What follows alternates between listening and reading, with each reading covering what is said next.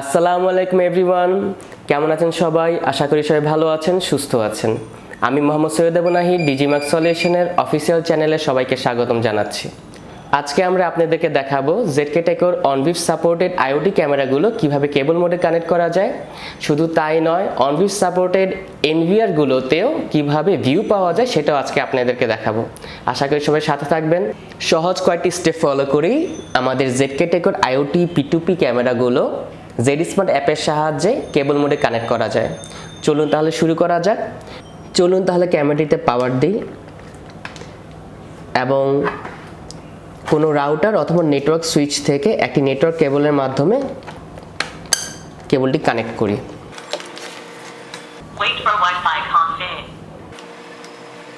ক্যামেরাটি নিজে নিজে রিসেট হচ্ছে, সময় দেই। আমরা একটি প্রম্পট টোন শুনতে পাচ্ছি, wait for wifi config. So আমাদের ক্যামেরাটি ZSmart অ্যাপের মাধ্যমে কানেক্ট হওয়ার জন্য সম্পূর্ণ রেডি। চলুন তাহলে আমরা ZSmart অ্যাপে চলে যাই। এই ক্যামেরাগুলো ZSmart অ্যাপের সাথে 2.4G ওয়াইফাইতে কানেক্ট করতে হবে।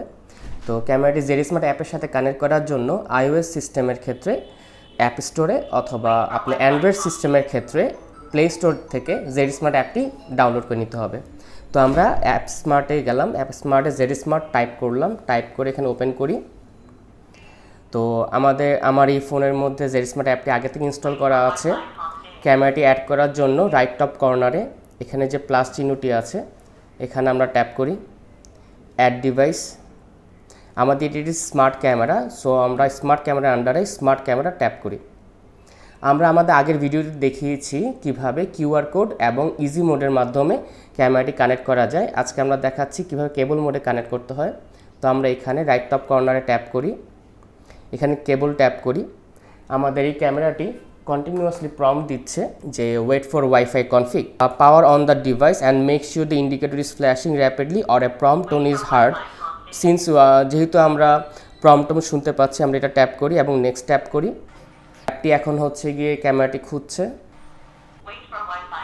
সো দেখুন, ও হচ্ছে গিয়ে অলরেডি আমাদের ক্যামেরাটি সেম নেটওয়ার্কের আন্ডারে পেয়ে গিয়েছে। তো আমরা অ্যাড করার জন্য প্লাস ট্যাপ করি এবং আমাদের ক্যামেরাটি অটোমেটিক্যালি অ্যাড হচ্ছে, রাউটারের সাথে কানেক্ট হয়ে গিয়েছে এবং ডিভাইস সাকসেসফুলি অ্যাড হয়ে গিয়েছে। ডান। তাহলে আমরা দেখতে পারলাম কত সহজেই আমাদের ক্যামেরাগুলো ZSmart অ্যাপের মাধ্যমে কেবল মোডে কানেক্ট করা যায়। এখন আমরা দেখব OnVif সাপোর্টেড NVR-এ কীভাবে আমাদের এই ক্যামেরাগুলোর ভিউ দেখতে পাওয়া যায়। যেহেতু আমাদের NVR এবং ক্যামেরা দুটি সেম নেটওয়ার্কের আন্ডারে, তাই খুব সহজেই আমরা ভিউ দেখতে পাবো। চলুন তাহলে দেখে নেওয়া যাক ক্যামেরাটি হিভিশনের এই NVR-টিতে কীভাবে ভিউ পাওয়া যাবে। তো আমরা ফার্স্টেই আমরা মনিটরে যাই। এখানে আমরা অ্যাডমিন আইডি এবং পাসওয়ার্ডটা দিচ্ছি।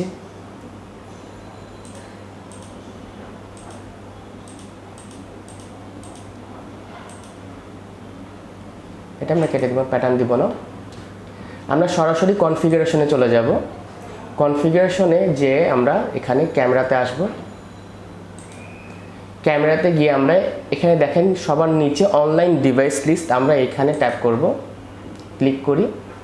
ক্লিক করলে আমাদের এখানে দেখেন আমরা খুঁজবো যে OnVif সাপোর্টেড কোন ক্যামেরাটি অনলাইন আছে। তা আমরা অলরেডি দেখছি যে এখানে সরাসরি চলে আসছে আমাদের যে 192.168.2.128 এই ক্যামেরাটি OnVif সাপোর্টেড এবং এটি অনলাইনে আছে।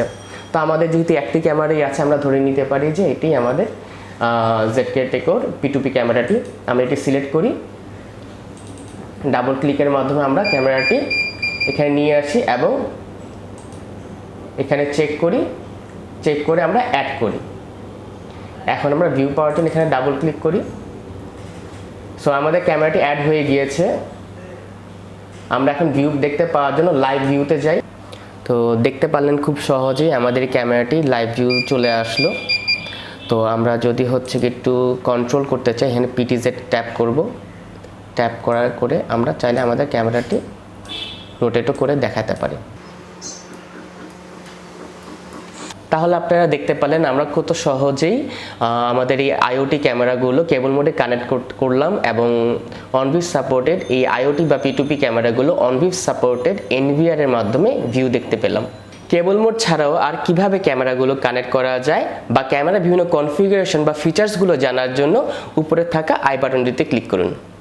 এছাড়াও আরও নতুন নতুন সলিউশন পাওয়ার জন্য আমাদের ডিজিমার্ক সলিউশনের চ্যানেলে সাবস্ক্রাইব করে আমাদের পাশেই থাকুন। সবাইকে ধন্যবাদ।